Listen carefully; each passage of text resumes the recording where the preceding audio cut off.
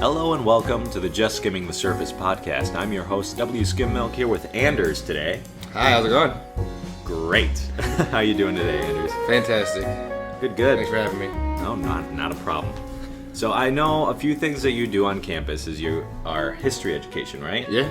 History education, and then you're also involved in acapellas. Mm-hmm. What else do you do here on campus? Those are pretty much it. Recently, I was actually a TA in one of my history classes for Patrice Olson. Me and her have had like a really good relationship over the past couple semesters, and I really wanted to like help out and kind of see what it's like to be a professor. So I filled out the application to be a TA, and she accepted me, and I just had a really good experience and a person that I can rely on for letters of rec now. So that's pretty good. Always good to build up like those people that you can always have for references and letters of recommendation, and just people that you can talk to when you're teaching to get feedback on for lessons and everything. Yeah, I'm gonna try and draw on at least some of the relationships I've made here. It's been 4 years, and I've been fortunate enough to make relationships with a couple of my professors, and I'm really glad that I've done that, because now I wouldn't so call them friends, but like colleagues in the professional community that will help me out later in life. And I just think resources. Really, really good resource hub. So definitely looking forward to it. So what really got you into the history education? What made you want to be a history teacher?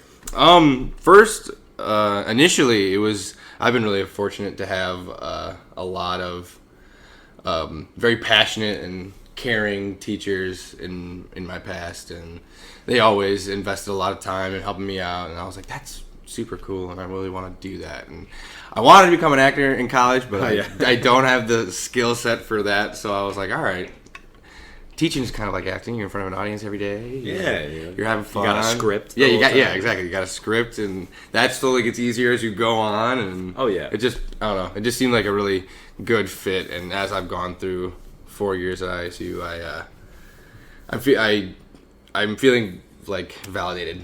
So I'm really happy about that. So did you always want to be a teacher? Yeah. Or like that was always something? There was like a moment in high school where I wanted to be a marine biologist. But then I like really put in perspective, and I was like, I don't want to be staring at tide pools for the first like 8 years of my life. It's always funny to look back on like what you wanted to be when you were a kid. Like I wanted to be an astronaut for the longest time. And then as soon as I like had a concept of money and how necessary it is to survive, I was like, I'm going to be a lawyer. And here I am, theater education, where you won't make any money. Hey man, it's not the salary. It's not about the money. Not about the money.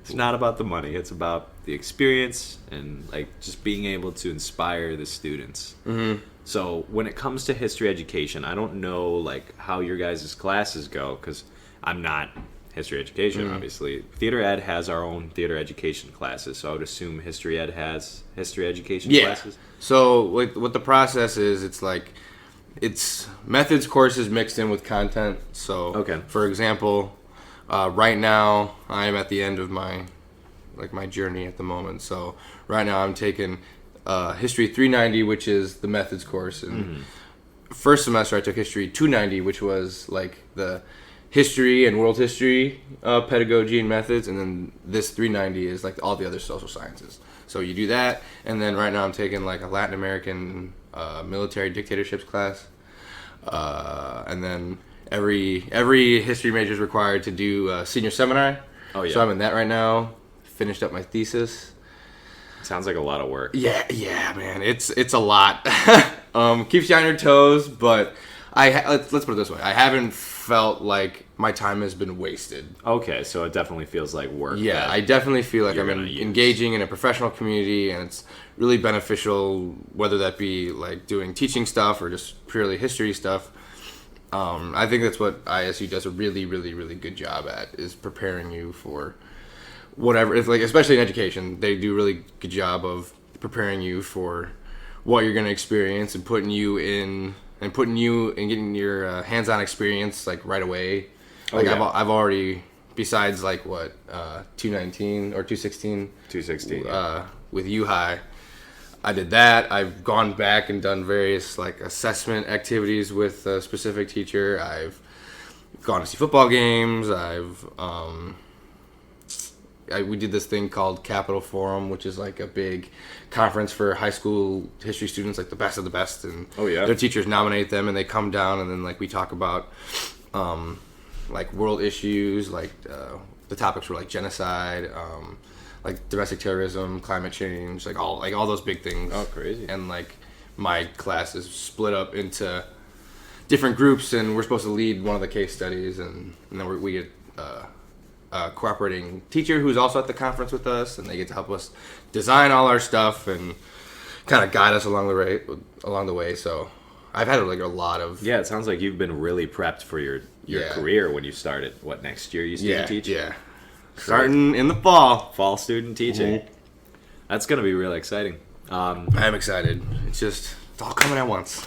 All of it at once. The thing I find most interesting about the history education path is that when you get history education, when you get the degree, you're able to teach so many other things too, right? You're allowed to do like social studies or geography or it's basically all the social science. Yeah. It's all the social sciences. I'm not going to say I can teach them well, but I can there's some I can teach better than others, and but I like having that like vast amount of subjects I can teach. Yeah, that degree just makes you so much more marketable. Right? Yeah.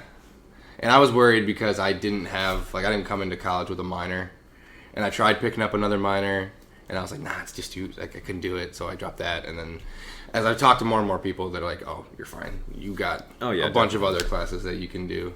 Yeah, with all the stuff that you're learning. I have a couple other history education friends who they just talk about, like, I took one class in this sort of field, and now I can teach it. Yeah, that's exactly what it is. It's just like, oh, why?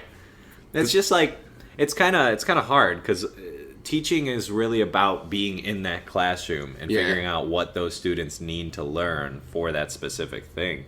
So it's like even if you don't have as much experience, there's still opportunity for you to learn as a teacher as you're teaching them. Mm-hmm. Yeah, and I had one of those experiences just recently. Look back at U-High. I had to teach on the Trojan War. I had learned about the Trojan War for maybe about 15 minutes in high school. And I didn't think I could confidently teach it, but like you just learn to be one step ahead. Yeah. You don't have to know everything. You just got to be one step ahead of the kids. Mm-hmm. You got to have like the activities planned out. You got to teach the skills, and when it's a topic that I don't really know that well, I focus more on skills than I do on content. Oh yeah. Just because I don't want to get shown up by some kid in the classroom that knows a lot more than I do. That would be embarrassing. So through your college career, you've done a lot of that history stuff, like you said, you TA'd. Mm-hmm. But you're also involved in acapellas. Mm-hmm. Okay, so that's an acapella group here on campus, all-male acapella group. And you guys are fantastic. You've done all sorts of gigs and all sorts of... You've hosted ICCA, everything like that. Your concerts are always really good. How did you find acapellas on campus being a history education major?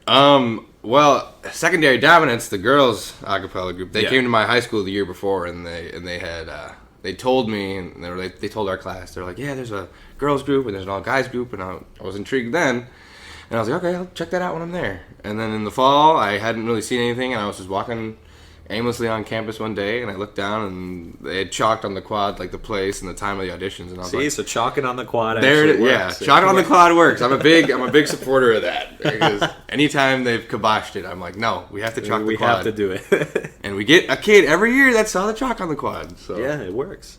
So you saw the chalk and you just showed up at the audition? Yeah, showed up. I'm not a proficient musician. So it was a little difficult. I had Christian Larios help me out. Oh, yeah. He helped me every step of the way, and I thank him for it. I do it now. Because I was really fortunate to be able to get lucky and get it in the first time, and then make all these great experiences going down the line. So yeah, definitely. So has music also been one of your passions for a while? Or was it just something you're like, I want to try that? Yeah. In high school, I got involved in choir my sophomore year. Okay. And because my friend was in it, and he was talking to the teacher at like the freshman orientation, like that thing. Yeah. They have for like incoming freshmen coming in from 8th grade. like I was working that, I was doing the soccer table, and I was talking to my friend who's a big football guy, but he was also in choir, and I was like, Ray does choir? Like, this big jockey football kid is up there singing on stage, and I was like, all right, if he can do it, I can do it. So I went and talked to the teacher, and he was all happy and gung-ho about it, and then he enrolled me for the next semester, and then I stood in it, and I was in choir, and then I got into the upper level choir, and then I was in the musical a couple times, and then I was in show choir. So it was something I didn't really do a lot in the beginning, and now I just went like all out. Yeah, now it's was involved in almost everything that I could. And along with that, I was also along with all the music stuff. I was in like soccer at the time. I was in art. I was in like honor society. So yeah, it was crazy. As someone who's going to be a teacher, and you were a student who was involved, how do you plan on encouraging your students to become more involved like you were? I just personally think that it'll hopefully influence them by like modeling, because I want to be involved and like help out with all the different clubs at all the different schools that I end up working at. Like, I really want to get involved in not only the academic side but also the social side, so I can build those relationships, and hopefully they can see me and see how I'm willing to go out and try new things, and hopefully they'll follow suit and be like, hey, I'm gonna try that out. And maybe I'll even call upon, when I'm new to the school, I'll call upon certain students and ask them like, hey, what's cool around here? Like, what are you interested in? Like, what are people's favorite things to do? And then hopefully get involved that way. Oh yeah, definitely. So with your students being involved, what do you think is really the benefit for them to do that? Because I know that takes a lot of their time out of their day for homework. Why is it important for them to be involved in this? I mean, not only does it keep them busy and like gets them busy with things that are productive and they can like put their creativity and their passion into it, and it's just a really good outlet for them, because I understand that school can be kind of monotonous, but it's also a place where all your friends are. Mm-hmm. So I feel like it's just like a good place to meet people and, like I said, showcase your talents. Like, there's a couple kids that I went to high school with, and I was like a couple years older, and I saw them in different classes, and I was like, you would have never known that kid is like a fantastic artist if you would have never like gone in and seen and like followed him around. Like, if you wouldn't have encouraged them to find that outlet. Like a kid that was having trouble in the classroom would excel in the arts or in singing. Oh yeah, definitely. Or like wood shop or anything like that. Like, just any place that allows them to use their talents and like non-academic talents. It's just, I think, it's really beneficial for them, because I don't know, it's their stage to like flaunt and show off. I think that's like really cool. Everyone likes to do that. At least sometime. Yeah, of course. So what would you say is something that you've benefited most from your extracurriculars here in college, such as acapellas? I think it's just getting me comfortable talking to a lot of people. I'm going to be a teacher, so I'm going to be talking to a lot of people, talking to a lot of parents that I might not really know very well in the beginning. So acapellas has really encouraged me to push myself and put myself in the uncomfortable situation and kind of go outside my boundaries and put myself out there and talk to the person that I wouldn't normally associate myself with. But I don't know. It's just it's a good preparer. It's really gotten me focused and working on making relationships, and being an exec member this year has taught me how to be a leader and lead by example, which was very hard sometimes because I like to mess around and fool around too and have fun. But there's a moment of time where you got to be the example. Definitely. And I think acapellas has really helped me find that fine line. Yeah. Are you sad to go? This is your last year? Oh yeah, I was a bit sad at the end of the concert on last Saturday. So, but right now, based on all my schoolwork, I'm glad it's over for right now. It's just like I'll miss it. Stress I'll miss it when I'm back at home not doing anything. But when you're in that environment, sometimes it gets a little stressful. And you kind of snip at your friends, and you don't really like that when you have to snip at your friends. But you got to be. There's a fine line between being a good friend and a good leader. So I have a lot of trouble trying to find that fine line. And the friend suffers sometimes the leadership suffers, depending on what I decide to do. So it's really helped me hold myself to a standard and keep that standard for as long as I can. Yeah. How do you think your college experience would be different if you weren't in the acapellas this whole time? I just think I would be less outgoing and kind of more of a hermit. Oh, yeah? Because these guys are always keeping me on my toes. They're always like, come here, come hang out with us here, or let's do this, or let's work on this project, or whether at rehearsal or we're preparing for something. Like, I hang out with these guys all the time, and I really could not imagine my college years without these type of friends, like the ones you're really close to, and you share similar talents, and you share similar likes, and you really bond over that. So I feel like I'd be a lot more of a hermit. I feel that. So what are some of your favorite experiences you've had with the group? Personally, every year, you saw it on Wednesday, we always make an acapellas video. And it's always based on a theme for our concert, and because in years past we've had The Bachelor, we've had like Paranormal Activity. Last year was Avengers, and this year was The Hunger Games. And me and my friend Evan Guillermo really we work really well together on those type of projects. He's really good at editing, and he's like part director, and I'm the other part director, and it's really cool to see like our interests come together and make a really cool piece of artwork. It's pretty dumb. Yeah. It encompasses the silliness of our group, but I love doing it. It's one of my favorites. Maybe dumb, but it's like fun for you guys. It's a good experience. And everyone loves coming out and seeing it. Like that was the first like public showing we had, and it was just really well received. It was great, dressed up and everything. For the premiere. It was really funny. I really enjoyed it personally, seeing it. Thank you. It's just like the Hunger Games thing was really cool. I loved the Avengers last year. It was awesome. Because I was in it for a second. But no, I think they're really awesome ideas in the way that you incorporate them into your guys' concerts.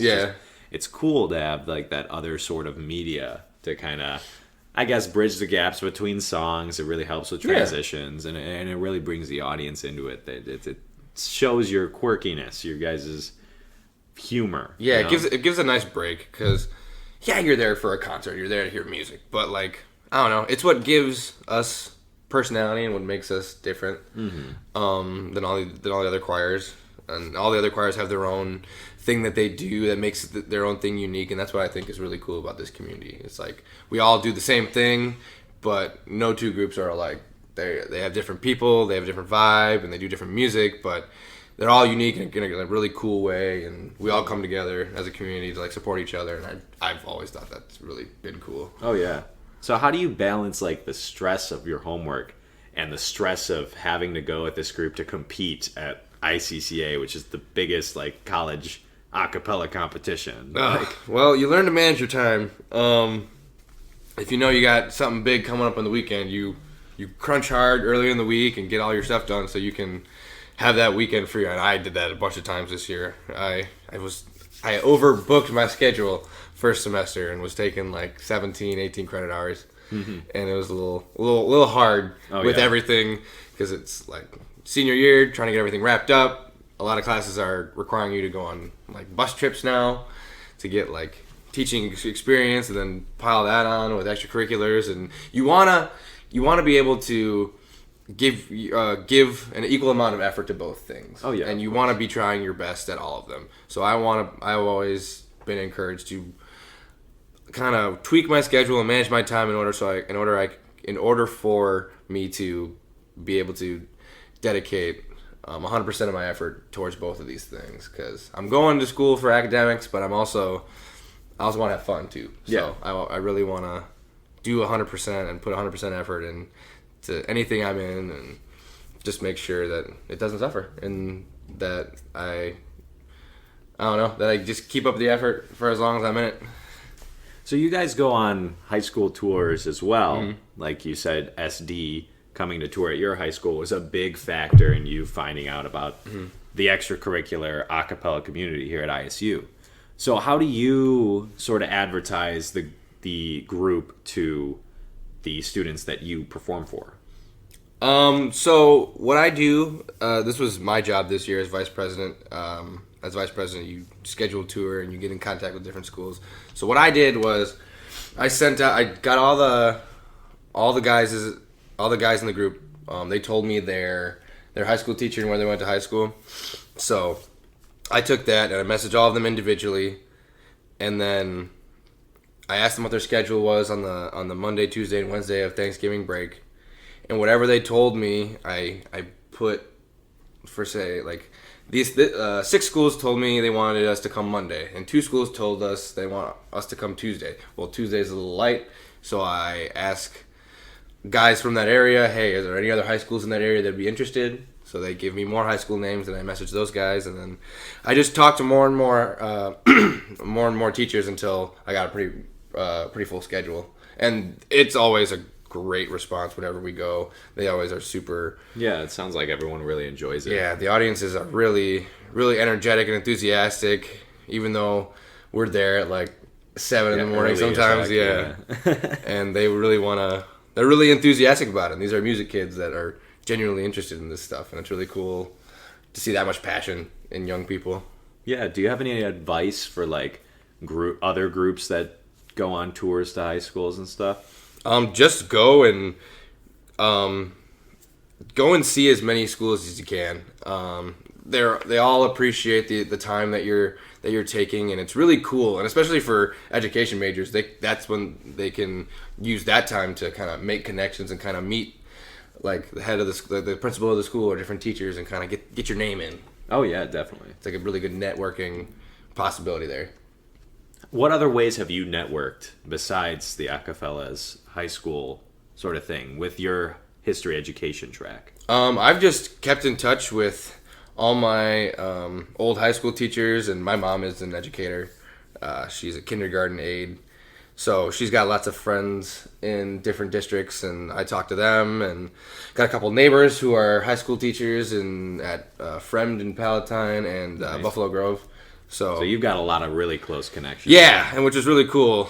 And I got multiple connections in the same school, so that's really helpful. Like at Buffalo Grove, my neighbor is the dean, but all my uncles and my dad went there, so I can walk in there and see my name on the valedictorian, my last name on the valedictorian wall. I can see my dad in the soccer pictures, and also my friend's dad is the head of the history department over there, so that's fun. So I just really keep it in touch, and I don't know, like just updating people on where you're at. Like I recently just emailed my old high school principal because he's now the district office head. Oh, so I was nice. like, hey man, I'm on my student teaching now. Was wondering what's the teacher situation looking like in your area. So, please give me a job. Yeah. He'll tell me, and he's like, we'll keep you in mind. So let me know when you're all done, and we'll get your application. Yeah, so it's all looking good for me so far. Now it's just actually getting the job. Oh yeah, of course. And that's after student teaching and everything. Yeah. You got to pass that TPA and all that. Don't remind me about that TPA. So, do you have any like final thoughts or advice about education, teaching, being involved in extracurriculars, any of that? With teaching, I just gotta say is just be flexible. It's a really an amorphous career. No class is gonna be the same, and no kid is gonna learn the same. So you gotta be able to and willing to kind of change what you do in order to directly meet the needs of all your kids. Because let's say one kid learns best through lecture, but 6 others learn best through visual aid and videos. So that day you might want to rely more on videos than your old-fashioned lecture, and kind of like go and search up different lesson ideas to kind of pull from different teachers on the internet, and just kind of craft a curriculum of your own. That can definitely change from year to year. Oh yeah, definitely. Because it's just a little hard to expect the same results from different classes using the same pedagogy. And the same you're not going to have the methodology. same students every year. You're not going to, not even from year to year. Yeah, it's not going to be the same. There might be similarities here and there, but like for the most part, everyone's going to be a little bit different. Yeah, and with technology and everything always changing, we got to stay up on that so that you can integrate that into your lessons properly. Yeah, technology is another part that I'm working on, but we're getting there. I'll eventually get there. I hope so. Definitely. Well, thank you so much. This leads into kind of the new bit I was talking to you about. I wanted to start a new bit on the podcast called a Skym Through. Okay, so what a Skym Through is we find a piece of media with a story. So that can be a book, a movie, a TV series. It could even be a video game or a play, anything that has a story to it.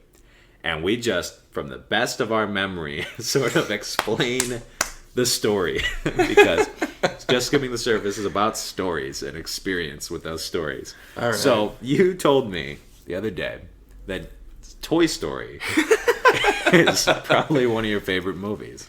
Yeah, dude, that movie was one of my favorites when I was a kid. I had like McDonald's toys that were Woody and Buzz. I had the Woody and Buzz pajamas. It was the whole 9 yards. I used to love that movie. All right, so here is a skim through of Toy Story. Okay, so from what I can remember, it starts up, Andy's playing with his toys, right? Okay, so he's got a cowboy, his name is Woody, okay, and he's playing with Mr. Potato Head, which I don't believe was he an actual toy before this movie? I think he was. I think he was. I definitely think he was the only one that really was, yeah. And so he's one of the actual toys. He's got like all these pieces that come off. He's a potato with holes in it. And then it's his birthday. These plastic pieces on. Yeah, it's Andy's birthday. It's his birthday. And then... Andy's birthday. And like, so he's playing with these toys and his mom's like, hey, come downstairs. We got to set up for the party or something. Okay, all of a sudden the toys come to life. It's like, whoa, man, these toys are alive. All right, so they have this meeting, which is really the funny. Main plot. It's really funny. They have this meeting about how there's a birthday party coming up, and there's going to be new toys coming in. So this already is an awesome concept, where it's just like, oh man, what do we do when he gets new toys? Because then we become old news. You know, so it makes sense. It makes sense. They're preparing for the future. So he's like, okay, don't worry, guys. There's going to be, sure there's going to be new toys, but Andy's always played with us. He enjoys us. He's not going to get rid of us. And then they're all like, well, you've always been Andy's favorite toy. And this was before the internet. Oh, yeah. Before you could just buy things on Amazon and have something new every week. But you had to wait for your birthdays to get toys. And so they're just like, oh, man, you're his favorite toys. You don't got to worry about anything. So this is definitely foreshadowing. You can already tell. It's just like, man, favorite toy, psh, pshaw. Wait till the birthday happens. All right? And then so the birthday party happens. Finally comes, and this scene I remember so vividly. They're walking in, the kids are getting out of the car, and they each have their toys, and they're looking through binoculars, and they're describing the packages. And one of my favorite lines is like, "Oh, we got a small bag," and the kid turns, and it's a giant, like super long, they all freak out. Box. They're like, "Oh no, it's a big toy." They all freak out because of the size. The size of the toy matters. So all the toys are in, and then they send these army men on a recon mission. That's so funny. To go scope it out. So they take a baby monitor, and they take it and they hide it in a plant. Yeah. They hide it in a plant so that they can hear when the toys are being unwrapped what they are. And like they're slowly going through everything. Yeah, they're unwrapping all the toys. They're like, oh, it's just a lunchbox. And then lunchbox! So it's like a lunchbox. They're like, oh, nothing to worry about. And then all of a sudden... There's this last one. The last one, it's a surprise. Like it's Andy's mom. Yeah, it's Andy's what mom. happens is they open all the gifts... And they're all like, oh, okay, it's all over. They're like turning everything off. They're getting ready to go. And then they're like, hold on, turn it back on. Surprise gift! There's a surprise. Mom's pulling a surprise gift from the closet. So she pulls out this box and it's wrapped in this nice space like. And it's really good cinematography because all the kids that crowd around him and you can't see what it is. And all of a sudden you see a shadow of a box. The box goes up. And then the army men, the radio cuts out. Yeah, because the radio, the baby monitor falls and the batteries come out. And then the pig is trying to put the batteries in with it. They're just both going in at the same time. They don't fit. Okay, anyway. So we find out this toy. This self-righteous astronaut Tim Allen. Yeah, Tim Allen plays Buzz Lightyear. The sort of astronaut sort of figure, and he's got like he can fly, and he's got a voice activated stuff. So he's like this technological toy. Like he's more advanced than the other toys because he's got all these different like sounds and lights and effects that he can do. So that makes all the other toys like, oh no, like what are we gonna do? So he's like moving into their territory. Yeah, he shows new guy in up, town, and since he's a new toy, he really thinks he's the real Buzz Lightyear. Okay, he doesn't think he's a toy. And so like Woody tries to convince him that he's a toy, and then like Andy chooses Buzz to be his new favorite toy. Right? So while Andy had all this like decoration and all these other things of like Woody and like Woody's Roundup and all that stuff, all that goes away. There's like a montage. There's a montage of just new space stuff.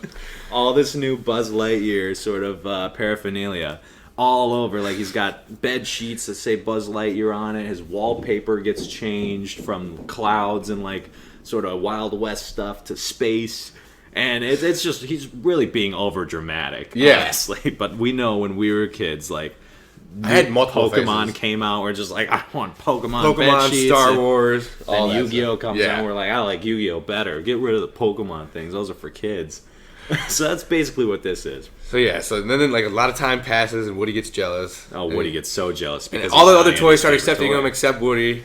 Oh yeah. And then there's a moment where, well, because they're moving, like Andy and his family are moving. Where they're moving, but like the thing is, they're going to Pizza Planet. Yeah. So it's like their last, like one of their last times going out. So like we're going to Pizza Planet. Like Chuck E. Cheese in this dimension. It's like Chuck E. Cheese times 10.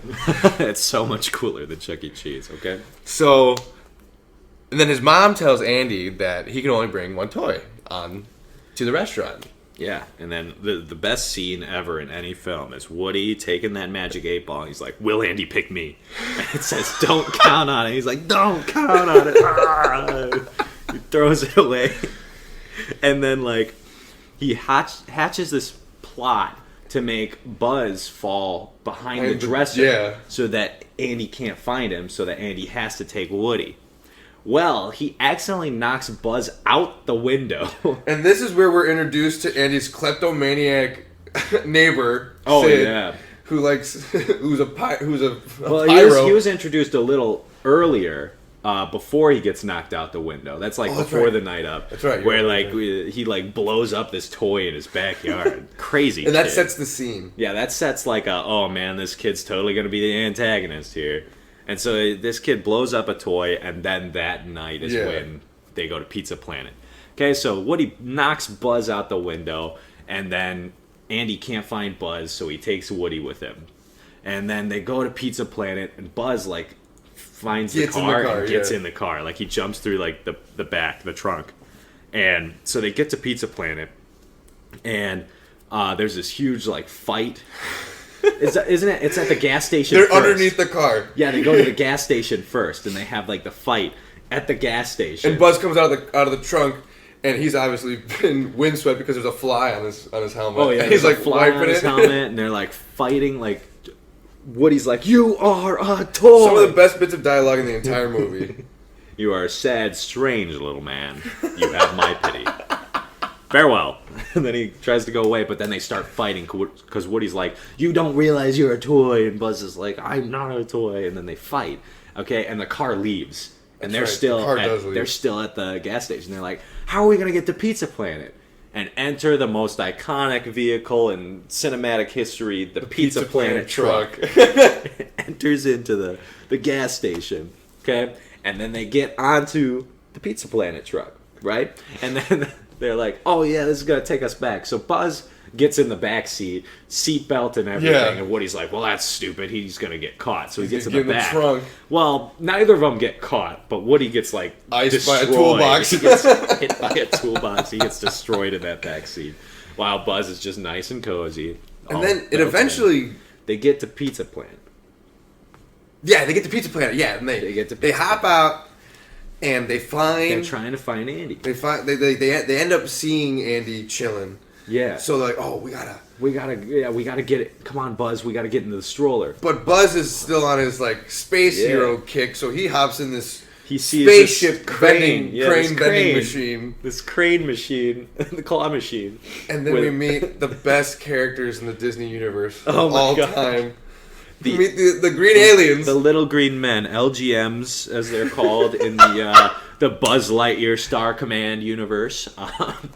You'd understand if you watched that movie. Oh. Buzz Lightyear Star Command is so good. Anyway, he hops in there, and they're like, oh, wow, we have strangers from the outside. And then they're like, wow, they're so weird. And Woody's freaking out. Buzz is like, he doesn't really care. Because he's their leader. Yeah, he's their leader. But then the Claw, the real leader is the Claw. Yeah. Okay. The Claw chooses who gets to lead. And all these aliens are so introspective for a kid's movie. They're very introspective. So this is where we see the neighbor kid who blows up toys at Pizza Planet that night too, and he's bashing this one machine with the mallet.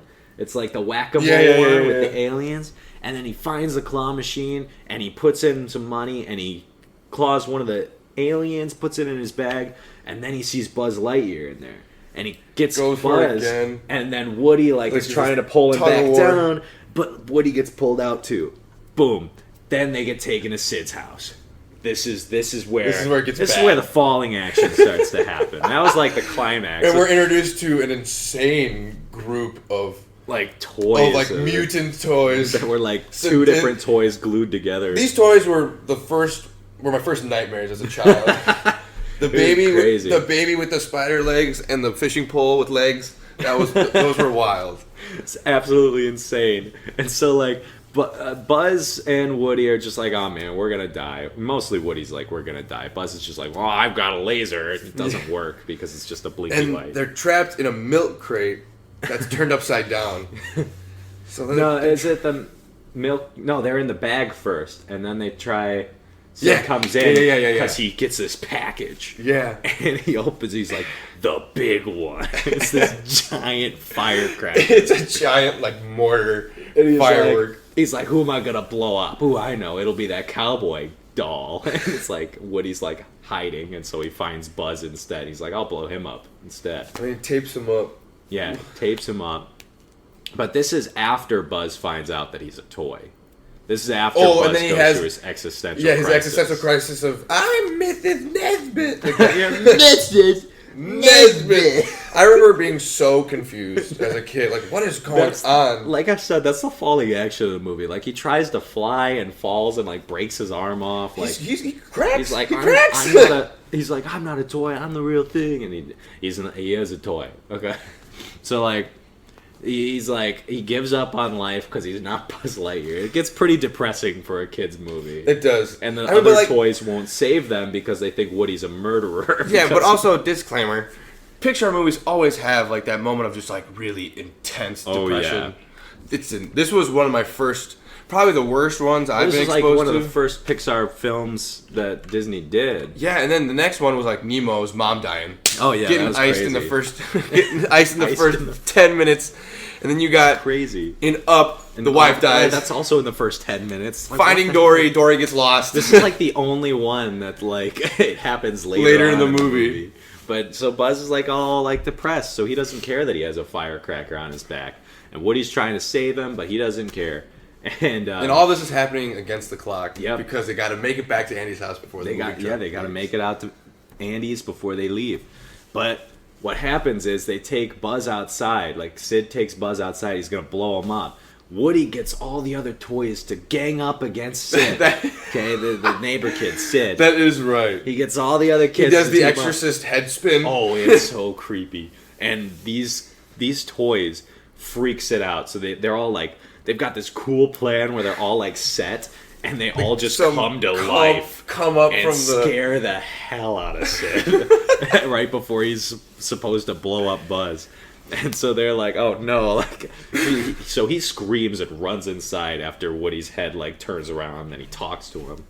And so they're like, oh, we're free. We did it. And then they're like, well, oh no, the moving band's leaving. What are they going to do? And so eventually they start running towards the van. They're like, oh no. We're not going to make it. Well, the other toys at Andy's house still think that Woody's a murderer. Yeah. They thought that he killed Buzz. And so he gets to the van, and he opens it up, and he takes out. So Woody's able to get to the van, but Buzz isn't. Yeah. So he opens up one of the boxes, takes out the RC car. Yeah. I had one of those too. I did too. It was so cool. He takes out the RC car and he pushes it off, and all the other toys are freaking out. They're like, "You're murdering another toy." Very and morbid. So he's like concept. trying to drive RC back with Buzz. He's got Buzz, but then they throw Woody off of the truck, and so the car's getting chased by the dog. Sid's dog. Sid's dog is chasing. Poorly rendered dog. It's disgusting, honestly. This thing's chasing the RC car with them on it, and then eventually they get the dog stuck in traffic because they cause an accident. Oh, that's right. They cause a pileup. They I forgot cause about like that part. 3 cars to crash into each other and box this dog in so it can't leave. And that's just like never brought up again as they drive away. Still in the RC car. Still in the RC car. The RC car runs out of batteries. They're like, "How are we gonna make it back to the truck?" And Woody's like, "Oh, we're gonna light this firecracker." So they light the firecracker, and it zooms off, and they fly into the air. They drop the RC car back into the moving truck, and it nails Potato Head. It absolutely hits Potato Head, smashes him, knocks him out, and they're just like, "Buzz, you just missed the truck." Buzz is like, "We're not aiming for the truck." And then they fly into the car. And they do like a loop-de-loop, and they just right in the box. Loop-de-loop, right into the box in the car. And right next to Andy. Like, "Mom, I Buzz and Woody were in the car the whole time." It's like, they were right on top of the box. Like, how wouldn't you see them earlier?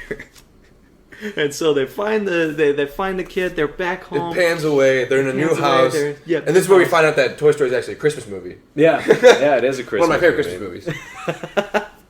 So it's Christmas time, and they get a dog. Yep. They get a dog. And and so because they're doing the whole thing like they did for the birthday party with the 2 baby monitors, and the soldiers brought it out. And so they're Christmas presents out this time. Yeah, they're listening to Christmas presents. So everything comes full circle, right?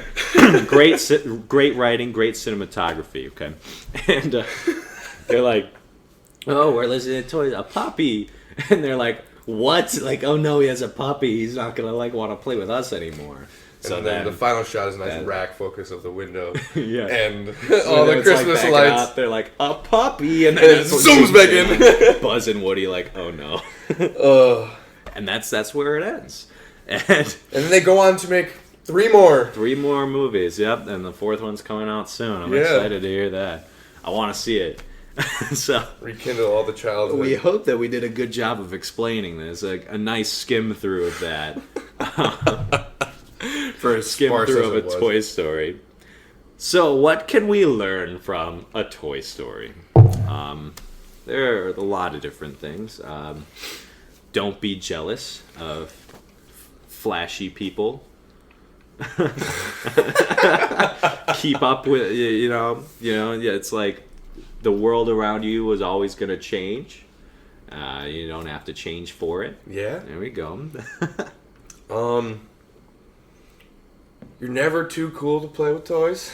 Oh, yeah. Treat your toys nice. Yeah. Treat them well. There's a lot of different lessons there. I feel like if I go back and watch this movie, there's gonna be like some underlying meaning. We probably missed so much. We could probably find conspiracy theories on the internet. We could see what happens. Well, I think that was pretty good for a first shot at that bit there. So thanks so much, Anders, for coming on and doing the very first skim through. And thank you so much for talking to me about education. Yeah, anytime. Thanks for having me. And with that, we are just skimming the surface. Thanks for listening. If you like what you heard, be sure to follow or subscribe on your favorite podcasting service. Don't forget to like W Skymmilk on Facebook and to check out wskymmilk.com for more about me. This has been Wesley W. Skymmilk Skym. Have a great night.